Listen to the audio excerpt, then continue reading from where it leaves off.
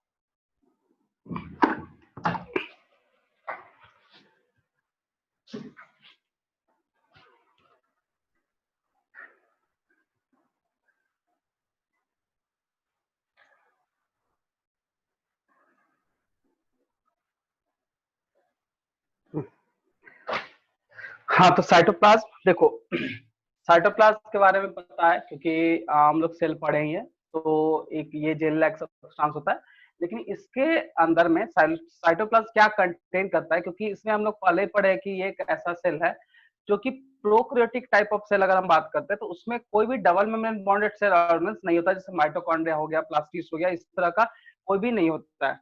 लेकिन इसमें जो भी होता है उसको थोड़ा जान लेते हैं, ताकि हम लोग को बैक्टीरिया का एक पूरा ओवरव्यू पता चल जाएगा, ठीक है ना। बाकी इसके बाद हम लोग यूजफुल एंड हार्मफुल पढ़ेंगे, ठीक है। तो सबसे फर्स्ट में साइटोप्लाज्म जो है, इसमें सबसे पहला जो और इम्पोर्टेंट जो सेल ऑर्गेनेल्स है वो है मेसोसोम। क्या है? मेसोसोम। दूसरा हो जाता है राइबोसोम। क्या होता है? राइबोसोम। तीसरा हो जाता है क्रोमेटोफोर, क्रोमैटोफोर, ठीक है। चौथा, नेक्स्ट पॉइंट जो फोर्थ है वो है हमारा I mean mesosome, ribosome, chromatophore. उसके बाद उसको बोलते हैं न्यूक्लियोइड। क्या बोलते हैं? न्यूक्लियोइड। और एक लास्ट है प्लाज्मिड। ठीक होता है? प्लाज्मिड, ठीक है। बस इसको समझेंगे, इसमें ज्यादा कुछ सोचना नहीं है। इसका भी नोट्स वगैरह हम लोग को नहीं डाउन करना है, नोट नहीं करना है, क्योंकि ये इतना मतलब कि सिलेबस आई मीन जो टॉपिक है उसमें है नहीं। तो बस हम इसलिए बता रहे हैं क्योंकि तुम लोग इसके बारे में थोड़ा जान लो। देखो, सबसे फर्स्ट में बैक्टीरिया जो है, ठीक है, वो मेसोसोम जो बहुत इंपॉर्टेंट एक तरह का सेल ऑर्गेनेल्स है, ये डबल मेम्ब्रेन नहीं है, सिंगल मेम्ब्रेन ही होता है, ठीक है।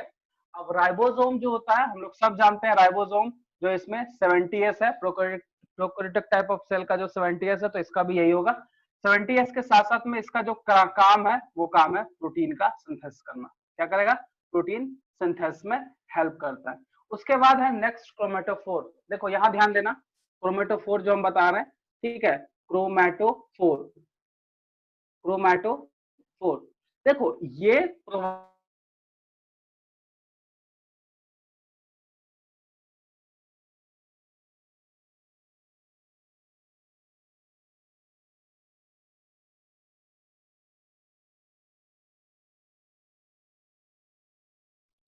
बोलो, ऑटोट्रॉफ न्यूट्रिशन में क्या बताए थे? आंसर करो जल्दी, वेट मत करो।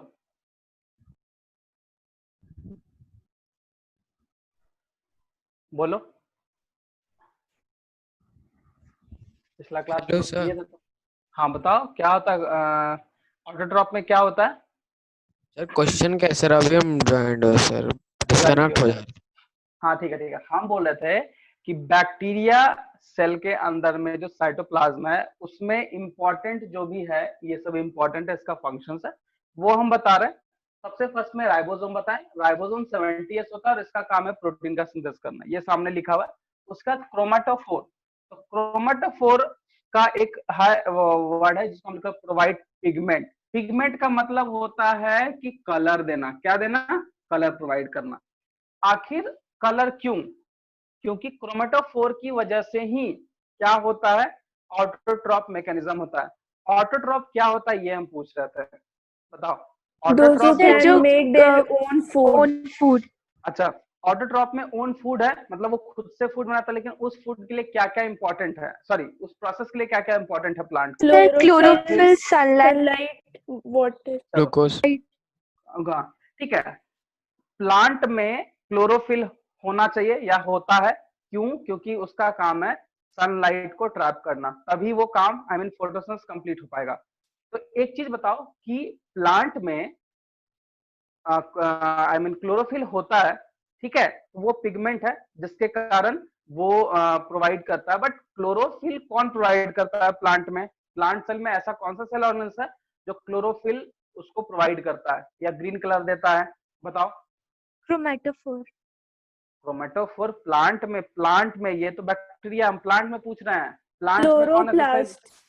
क्लोरोप्लास्ट। चलो, क्लोरोप्लास्ट। क्लोरोप्लास्ट किस सेल ऑर्गेनेल्स का पार्ट है? Sir, plastids. Good, plastids. ठीक है। मेरे कहने का मतलब क्यों इतना तुम लोग को हम बता रहे हैं, देखो इसका रीजन है। प्लांट में एक ऐसा सेल ऑर्गेनेल्स है जो कलर प्रोवाइड करता है, डिफरेंट डिफरेंट कलर प्रोवाइड करता है, जिसका नाम है प्लास्टिड्स। ठीक है, वो प्लास्टिड्स में एक टाइप है जिसको हम लोग बोलते हैं क्लोरोप्लास्ट। वो क्लोरोप्लास्ट जो है ग्रीन पिगमेंट प्रोवाइड करता है। ग्रीन पिगमेंट प्रोवाइड करता है मतलब क्लोरोफिल होता है, और वो क्लोरोफिल के हेल्प से फोटोसिंथेसिस प्रोसेस कंप्लीट होता है, या वो मतलब स्टार्ट होता है, या फिर फोटोसिंथेसिस प्रोसेस होता है। समझ गए? अब ध्यान रखना कि क्लोरोप्लास्ट की अगर हम बात कर रहे हैं तो क्लोरोप्लास्ट होना चाहिए तभी होगा पिगमेंट, या फिर तभी होगा क्लोरोफिल। यानी हम बोल सकते हैं कि अगर क्लोरोफिल नहीं होगा तो क्या कोई भी ऑर्गेनिज्म फोटोसिंथेसिस कर पाएगा? नहीं कर पाएगा। लेकिन बैक्टीरिया में ना हम क्लोरोप्लास्ट लिख रहे हैं ना क्लोरोफिल लिख रहे हैं, हम लिख रहे हैं क्रोमेटोफोर। और हम लिखे हैं ये प्रोवाइड करता है पिगमेंट, और पिगमेंट का मतलब कलर प्रोवाइड करना। कौन सा कलर? Green colour. कौन सा कलर? Green colour. तो यहां पे बोलने का ये मतलब है कि बैक्टीरिया में कभी भी क्लोरोप्लास्ट या क्लोरोफिल या फिर प्लास्टिड्स प्रेजेंट नहीं होता है। वैसा सेल ऑर्गेनेल्स जो ग्रीन कलर प्रोवाइड करता है या कलर प्रोवाइड करता है फॉर फोटोसिंथेसिस, उसका नाम हम लोग क्या लिखेंगे? क्या लिखेंगे बताओ? Chromatophore. क्रोमेटोफोर। क्रोमेटोफोर सही बोल रहे, क्रोमेटोफोर, क्रोमोफोर नहीं होता, क्रोमेटोफोर। इसको ध्यान देना, क्योंकि न्यूट्रिशन हम जान रहे हैं, लेकिन न्यूट्रिशन ऑटोट्रॉप है, तो ऑटोट्रॉपिक के लिए हम लोग को वही कलर चाहिए ही चाहिए, ग्रीन कलर, और उसके लिए क्लोरोफिल चाहिए। अब क्लोरोफिल वही होगा जहां क्लोरोप्लास्ट होगा या फिर तो प्लास्टिड होगा। बट बैक्टीरिया में ऐसा कुछ भी नहीं होता है। जो पिगमेंट प्रोवाइड करता है उसका हम लोग नाम लिख रहे हैं क्रोमेटोफोर, और यही ग्रीन कलर कहने का मतलब क्लोरोफिल ए प्रोवाइड करता है, ए एंड बी, जिसके कारण बैक्टीरिया जो है वो ऑटोट्रॉप्स न्यूट्रिशन का प्रोसेस को फुलफिल कर पाएगा, या फिर बोल सकते हैं फोटोसिंथेसिस कर पाएगा। अगर तुमसे पूछ दे कि बैक्टीरिया हैव क्लोरोफिल, वो सही है। लेकिन अगर पूछ दे बैक्टीरिया हैव प्लास्टिड्स, तो क्या सही है? नहीं, वो गलत है। बैक्टीरिया हैव क्या? क्रोमेटोफोर, जो कि क्लोरोफिल उसको प्रोवाइड या ग्रीन कलर प्रोवाइड करता है, जिसके कारण सनलाइट ट्रैप होता है और फर्दर जो फोटोसिंथेसिस का प्रोसेस है वो कंप्लीट हो जाएगा। समझ में आ गया क्रोमेटोफोर क्यों जरूरी है? Yes, sir. डिफरेंस समझ में आया ना? देखो डिफरेंस को याद रखना, डिफरेंस बहुत इंपॉर्टेंट है। ठीक है, ये चीज है। समझ में आ गया? कोई दिक्कत? चलो, तो इसको क्रोमेटोफोर क्लियर हो गया, तो हम इसको पहले मिटा देते हैं, बाकी बाद हम इसको नोट करना है। अब आते हैं न्यूक्लियोइड। न्यूक्लियोइड का मतलब होता है जेनेटिक मटेरियल, मतलब डीएनए, आरएनए, या फिर हम उसको क्रोमोसोम भी लिख सकते हैं। क्या लिख सकते हैं? क्रोमोसोम, मतलब जेनेटिक मटेरियल जो भी है उसको न्यूक्लियोइड।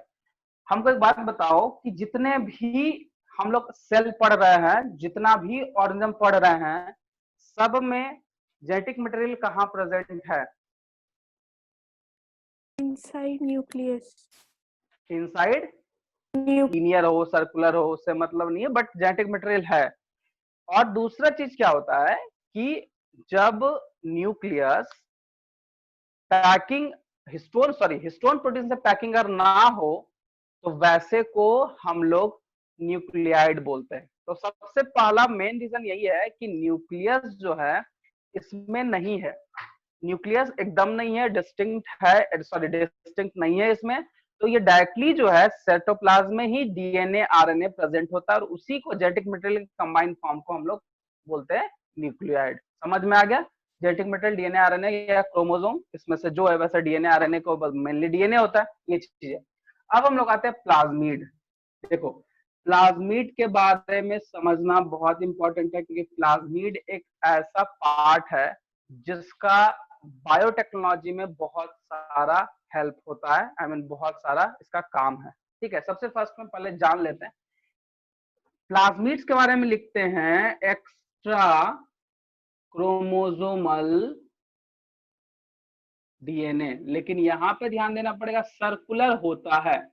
नॉर्मली क्या है कि बैक्टीरिया में अगर हम डीएनए नॉर्मल की बात करें तो ये लीनियर होता है, या फिर इस तरह से भी हो सकता है, सर्कुलर है। ठीक है, लेकिन जब प्लाज्मिड की बात करते हैं तो एक्स्ट्रा सर्कुलर क्रोमोसोम इसको बोला जाता है, जो कि सबसे ज्यादा जेनेटिक इंजीनियरिंग में हेल्प आता है। और देखो, प्लाज्मिड रहने से भी बहुत ज्यादा हेल्प है बैक्टीरिया को, रेसिस्ट कर लेता है। किससे भाई? तो एंटीबायोटिक्स वगैरह डालने से ये रेसिस्ट हद तक करता है, यही। ठीक है, दूसरा है ये सेक्सुअल रिप्रोडक्शन के लिए ये प्लाज्मिड्स इंपॉर्टेंट है, मतलब प्लाज्मिड्स कहीं ना कहीं इसके लिए बहुत इंपॉर्टेंट है। और इसी प्लाज्मिड्स का यूज हम लोग एज ए जेनेटिक, मतलब वेक्टर्स बोल सकते हो, या फिर जेनेटिक मटेरियल के हिसाब से हम लोग इसको यूज करते हैं। बट ये एक्स्ट्रा क्रोमोसोमल होता है, इसलिए इसको हम लोग एक्स्ट्रा क्रोमोसोमल बोलते हैं। मतलब इसके अलावा जैसे हम लोग में डीएनए है, आरएनए है, या जो भी है क्रोमोसोम वगैरह, लेकिन कोई एक्स्ट्रा क्रोमोसोम नहीं है, बट बैक्टीरिया में है, जिसका नाम रखा गया प्लाज्मिड। ठीक है, समझ में आ गया? बोलो, ये चारों चीज समझ में आ गया? राइबोसोम और ये हो गया ना, ये इसका मेन कंपोनेंट है जो बताना था। बस एक है मेसोसोम, पहले इसको बस एक नोट कर लो नॉर्मल। ठीक है, इसके बारे में कुछ नहीं लिखा रहा है, क्योंकि डेफिनेशन हम बता ही दिए हैं, ये बहुत ज्यादा इंपॉर्टेंट नहीं है, बट हाँ ये इसके बारे में जानना जरूरी था तो हम बता दिए। ठीक है, सो अब हम मेसोसोम के बारे में बताएंगे, सो इसको पहले नोट कर लो जल्दी से।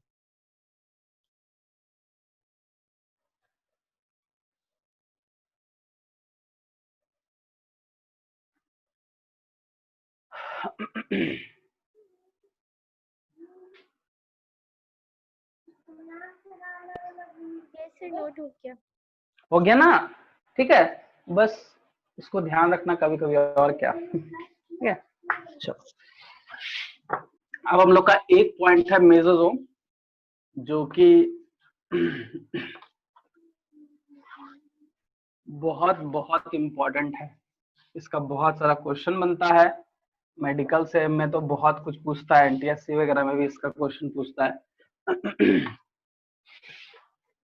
देखो, हम लोग मेसोसोम का बात करते हैं तो सबसे पहले ये बात बताओ कि कोई भी सेल है, ठीक है, उसके सर्वाइविंग के लिए सबसे इंपॉर्टेंट चीज क्या होता है?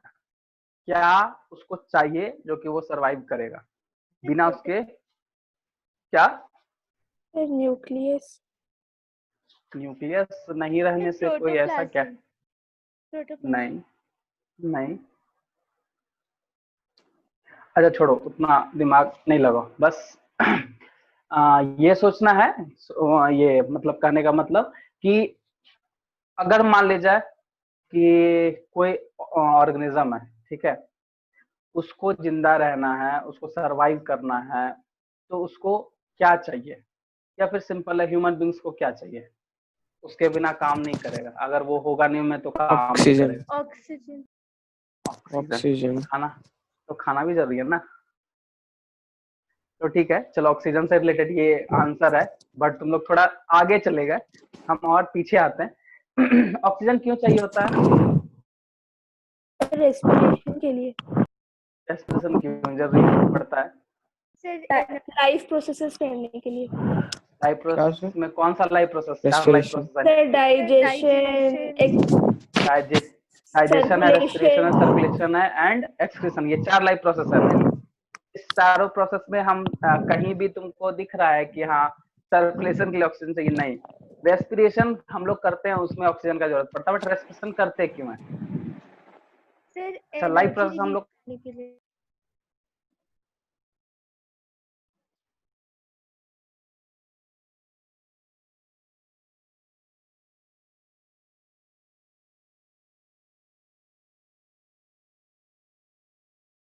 ना, सर आपका वीडियो पॉज हो गया था। मेरा वीडियो पॉज हो गया, पता नहीं क्या हो जा रहा है। सर आप ठीक है?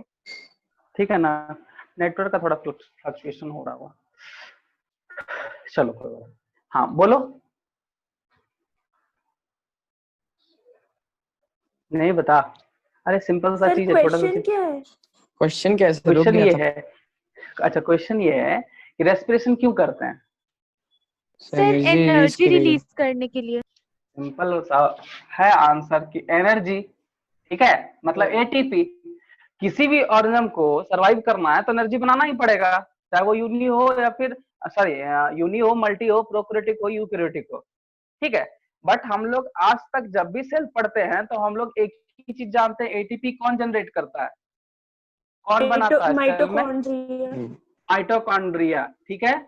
एक और चीज तुम लोग बताओ कि माइटोकॉन्ड्रिया जो है ये कैसा ऑर्गन है? डबल मेम्ब्रेन ऑर्गन है, डबल मेम्ब्रेन बॉन्डेड ऑर्गेनेल्स है, ये हम Yes. पढ़ा है यस। तुम लोग को, यस ठीक है। तो यहाँ पे ध्यान देना, माइटोकॉन्ड्रिया डबल मेम्ब्रेन बॉन्डेड है, बट हम पहले से बोल रहे हैं कि प्रोकैरियोटिक या बैक्टीरिया में double membrane bonded cellulose absent है, मतलब माइटोकॉन्ड्रिया कहीं जिक्र नहीं है, ठीक है। तो अब ये सोचना है कि जो एनर्जी माइटोकॉन्ड्रिया का काम होता है यूकैरियोटिक में, तो प्रोकैरियोटिक में एनर्जी कौन देगा भाई?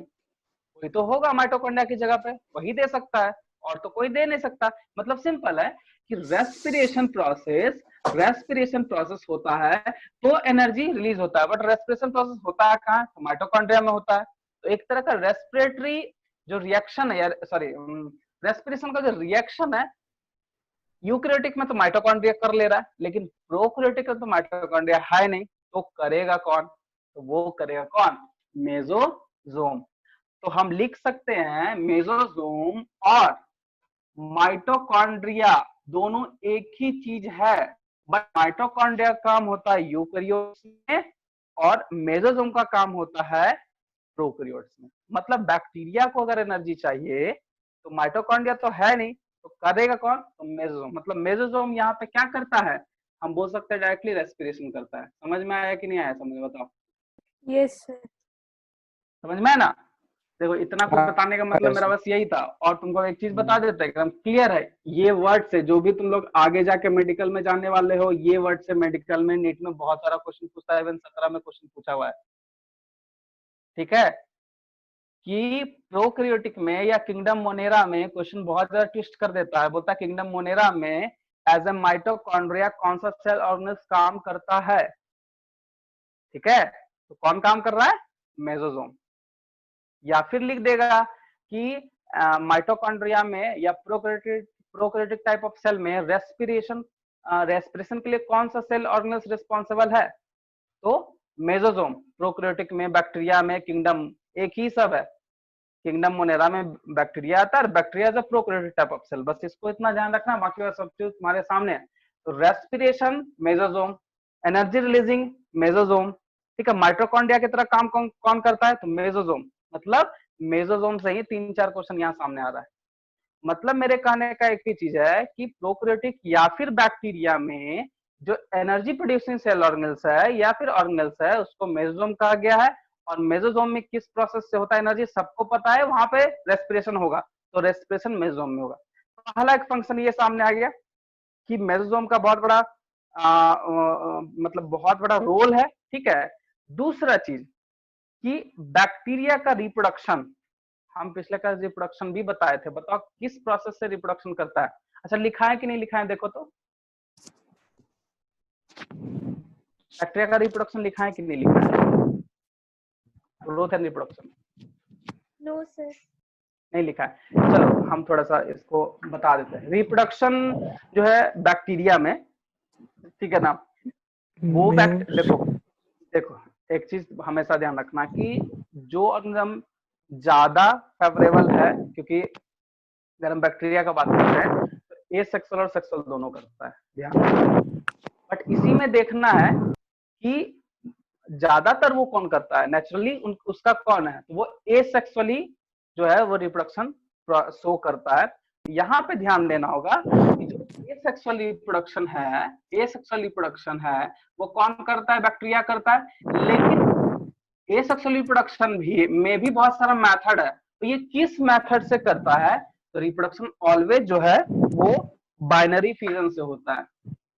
किससे होता है, बाइनरी फ्यूजन से होता है। किससे होता है, बाइनरी फ्यूजन से। इसको ध्यान रखना, मतलब कि बैक्टीरिया का रिप्रोडक्शन जो होता है वो एसेक्सुअली होता है, या फिर बोल सकते हैं बाइनरी फ्यूजन के थ्रू वो रिप्रोडक्शन प्रोसेस करता है। तो बाइनरी फ्यूजन में क्या होता है कि मान लो एक सेल है, ये डिवाइड होकर दो बन जाएगा, और ये होता ऐसे नहीं है, मान लो ये सेल है और ये न्यूक्लियस है या फिर जेनेटिक मटेरियल है, ठीक है, ये डिवाइड होगा तो फिर सबसे पहले ऐसे होता है, ये हो गया, फिर न्यूक्लियस या जेनेटिक मटेरियल इलोंगेट होता है, इलोंगेट के बाद फिर ये जो है ये धीरे धीरे, फिर तीसरा पार्ट में क्या होता है देखो, इस तरह का मैकेनिज्म में आ जाता है, थोड़ा सा सेप्टम बनने में। ये जो सेप्टम है इसको हम लोग डिवाइडिंग वॉल बोलते हैं, डिवाइडिंग वॉल। और ये फिर धीरे धीरे अलग होके ये अलग हो जाएगा, ये मतलब करने का ये पूरा मतलब सेपरेट मतलब डिवीजन कर दिया, ये हो गया। बाइनरी फ्यूजन से करेगा, ठीक है, लेकिन बाइनरी फ्यूजन से भी करेगा तो जो सेप्टम वगैरह का जो फॉर्मेशन होता है या सेप्टम डिवीजन है वो कौन करता है, तो मेसोजोम। तो हम लिख सकते हैं रिप्रोडक्शन जो होता है, या फिर हम लोग बोलते हैं डिवीजन, डिवीजन ऑफ सेल, ये कौन करेगा, मेसोजोम करेगा। कौन करेगा, मेसोजोम करेगा, क्योंकि ये सेप्टम बनाता है। तो डिवीजन ऑफ सेल मतलब septum formation, septum formation, septum formation कौन करता है, मेसोजोम, यही चीज होता है।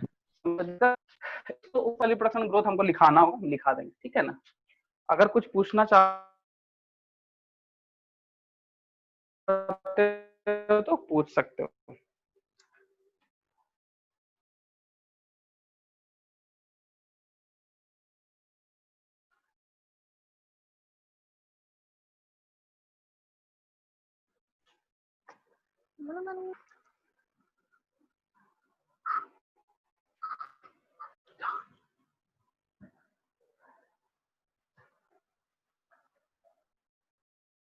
हो गया, यस सर। समझ में आ गया। इसमें जो भी इंपॉर्टेंट सेल ऑर्गेन्स था वो हम बता दिए इसका कंपोनेंट। अब हम लोग रिप्रोडक्शन लिखेंगे। रिप्रोडक्शन में मतलब इसको ध्यान रखना कि बाइनरी फ्यूजन होता है, बस उसके बारे में थोड़ा सा हम लिखवा देते हैं क्योंकि वो इम्पोर्टेंट है रिप्रोडक्शन, ठीक है। चलो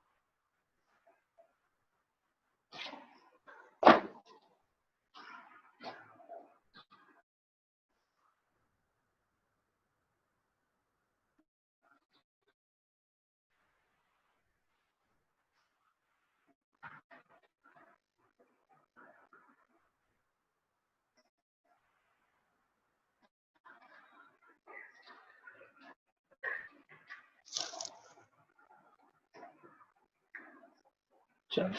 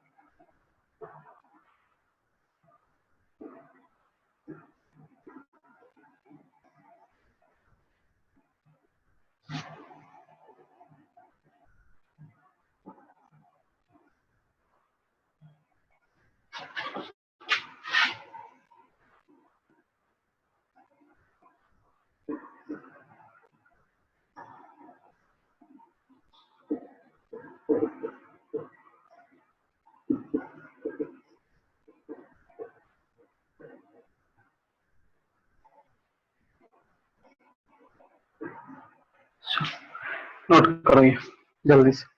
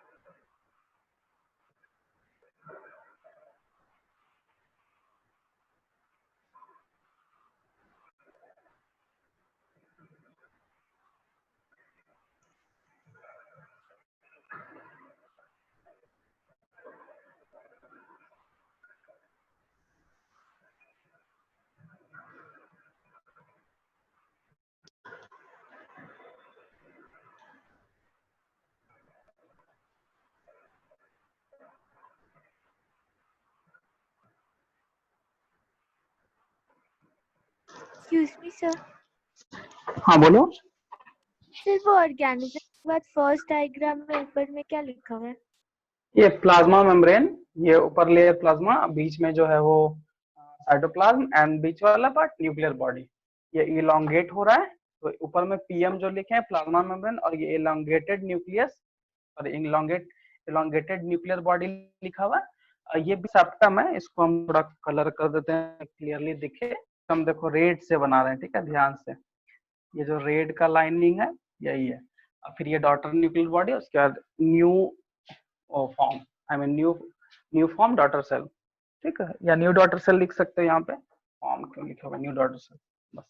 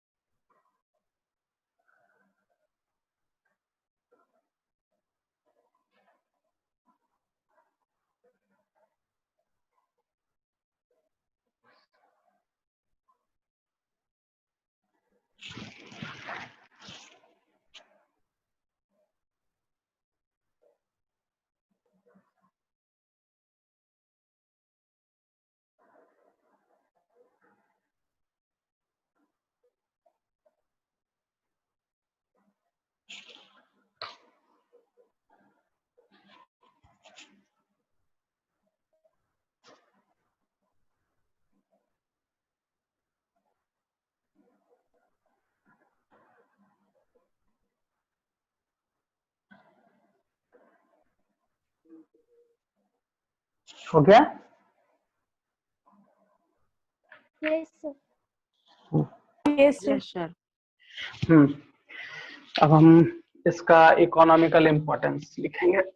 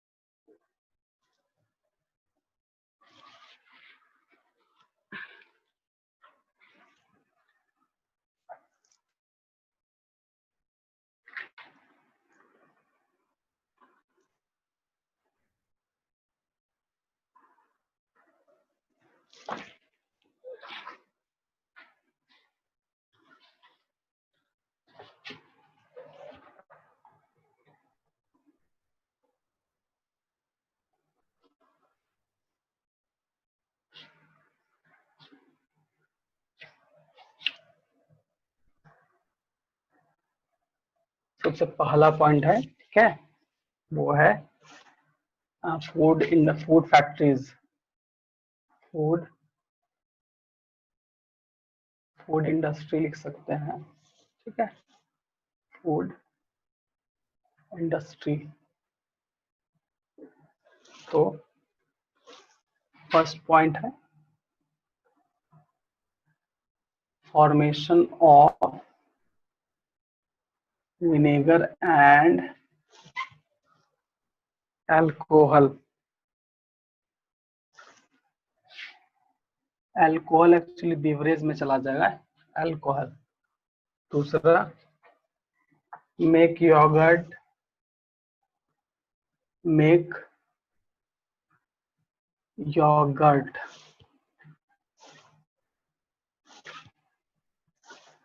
yogurt, cheese and curd from milk use होता है।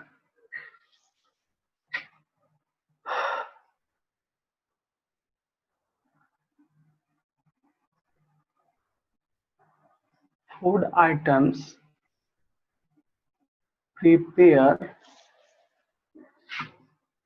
from the bacteria through the process is known as fermentation. Fermentation.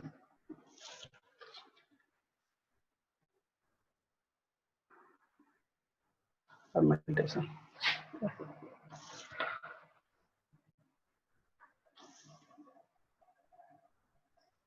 Bacteria used in production of tea, coffee, and tobacco.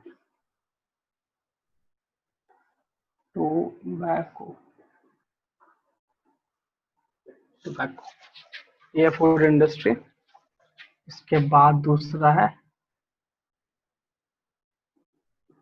Antibiotics. ठीक है,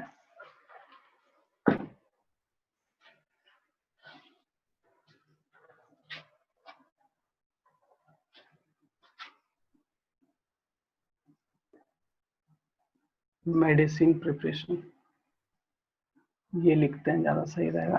तो सबसे पहला पॉइंट है production of antibiotics. Exam, a number of antibiotics are produced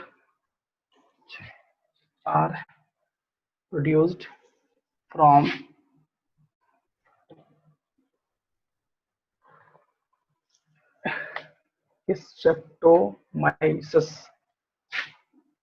Streptomyces bacterium। Example, antibiotic का example बता रहे हैं। ठीक है, स्ट्रेप्टोमाइसिन,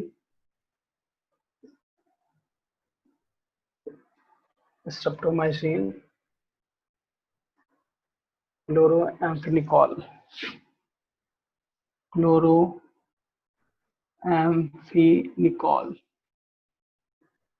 टेट्रासाइक्लिन etc एंटीबायोटिक्स के लिए है। उसके बाद एंटीफंगल,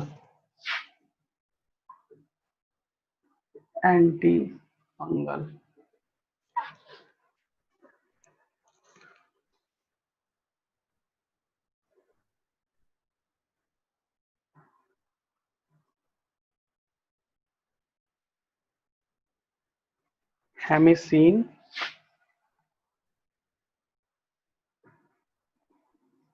ट्राइकोमाइसिन, उसके बाद है पॉलीमैगजीन,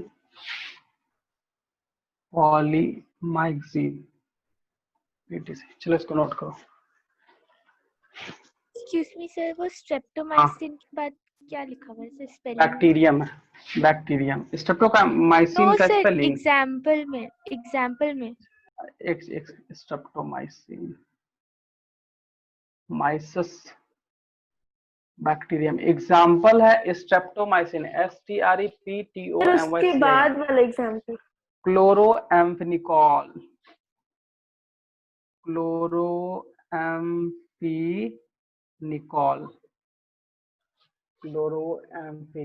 सॉरी NI होगा, NICOL, CHLOROAMPHINICOL, क्लोरोएम्फेनिकॉल। उसके बाद टेट्रासाइक्लिन,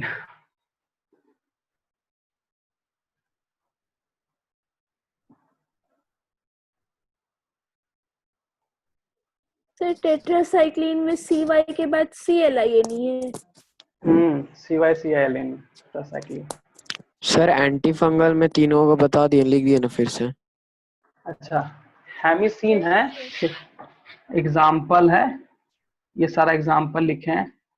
हेमिसिन एक्चुअली इसी से होता है, इसी से बनता है हेमिसिन, CIN सॉरी, ट्राइकोमाइसिन होगा, ट्राइकोमाइसिन, और पॉलीमैगजीन, माइक्सिन etc.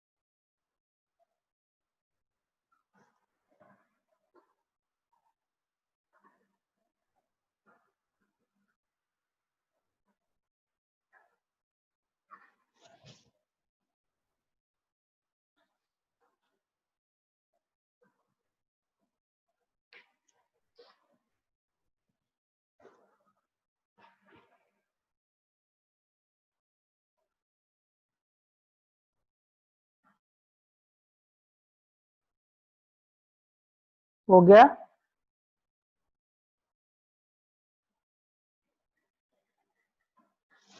Yes, sir. Yes sir. अब हम लोग इसका आगे लिखते हैं।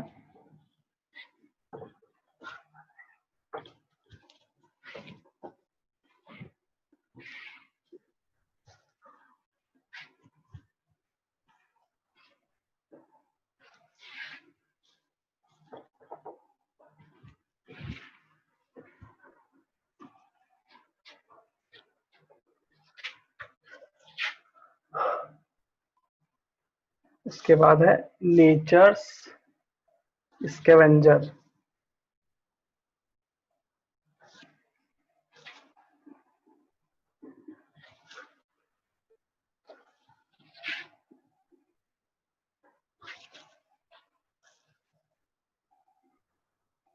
saprophytic bacteria cause decay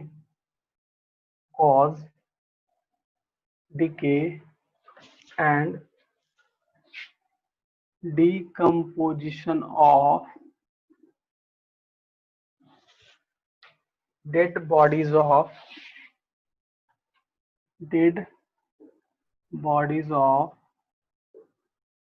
animal and plants.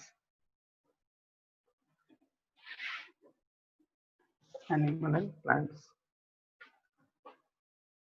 In the process,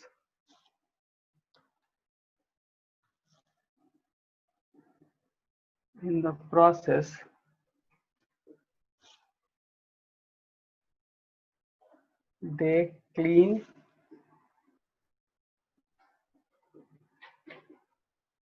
the earth and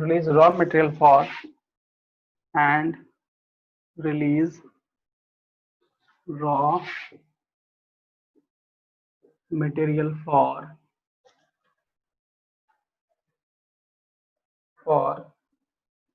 new generation.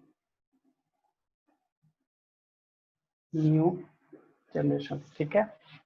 चौथा है सीवेज डिस्पोजल के लिए काम करता है। तीसरा है नाइट्रोजन फिक्सेशन प्रोसेस के लिए काम करता है बैक्टीरिया, इसमें हम लिख देते हैं। Free living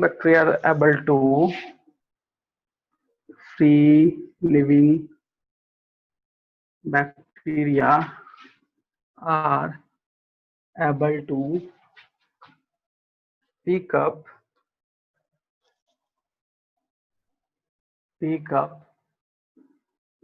dinitrogen from the soil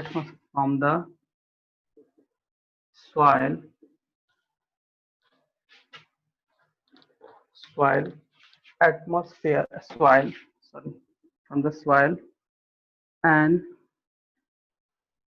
convert it into nitrates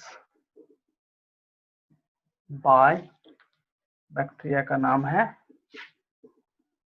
Nitrobacter और नाइट्रोसोमोनास, सॉरी नाइट्रोसिस्टिस एंड नाइट्रोसिस्टिस। ठीक है, ये हो गया।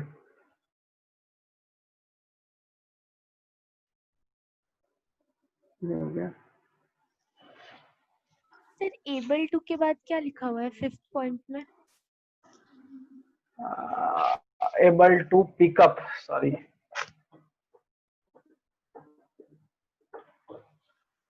सब मिल गया था। पिकअप डाई नाइट्रोजन है, N2 होता है, from the soil and converted into nitrate, convert it into organic nitrogen, एक second, into organic nitrogen by, इसको चेंज कर दो, बाय एज़ोटोबैक्टर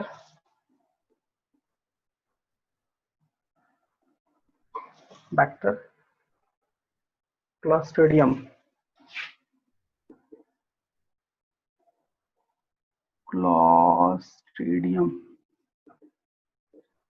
etc। इसके बाद ये मैन्योर बनाने में भी काम आता है, manure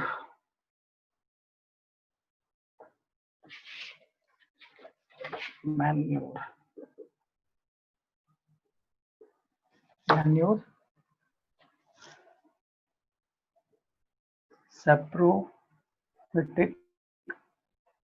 bacteria refuse dung and other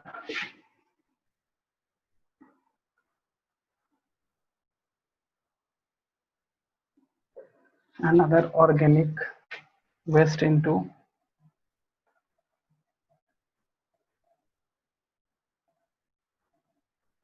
manure।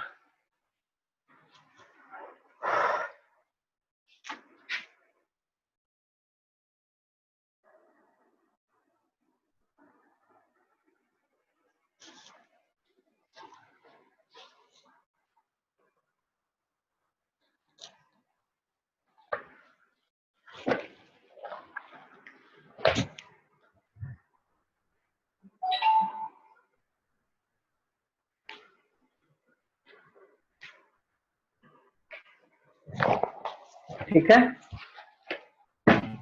हो गया।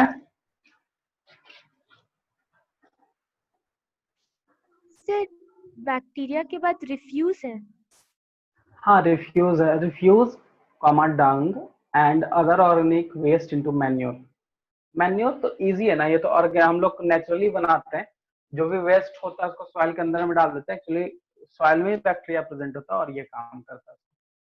डंग, काव डंग वगैरह जो है बहुत, अभी तो गोबर गैस प्लांट है, डिकम्पोजर्स वगैरह है। ठीक है, आज इतना तक है, इसको रहने देते हैं हम, नेक्स्ट क्लास में इसका। अच्छा हार्मफुल भी पढ़ना है क्या तुम लोग को? बैक्टीरिया का हार्मफुल भी पढ़ना है, देख लो एक बार। इकोनॉमिकल इंपॉर्टेंस में तो इसमें आगे और है पॉइंट, हम लिखवाएंगे। डिजीजेस है ना, ठीक है। तो हम लोग नेक्स्ट क्लास इसको भी कंप्लीट करेंगे। और सर नाइट्रोजन साइकिल, इसमें नाइट्रोजन साइकिल है पूरा।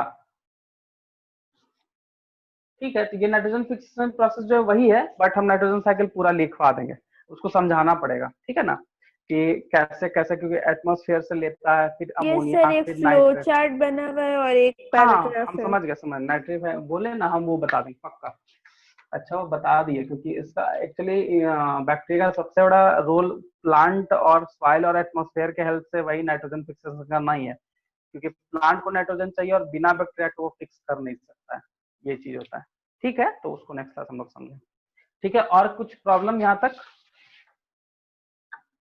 No sir. ठीक है, हो गया कंप्लीट। ठीक है, तो नेक्स्ट क्लास नाइट्रीफाइंग, बाकी बाद हार्मफुल वही एक बचा हुआ, एक दो चीज और है जो हम लोग को थोड़ा लिखने, जैसे डिकम्पोजर है, उसके बाद फिर बैक्टीरिया हमारे स्मॉल इंटेस्टाइन में भी रहता है, वो कैसे, क्योंकि उसको भी उसका मैकेनिज्म है, उसका कुछ प्रोसेस है 2-3 लाइन का, वो हम उनको बताएंगे। ठीक है, तो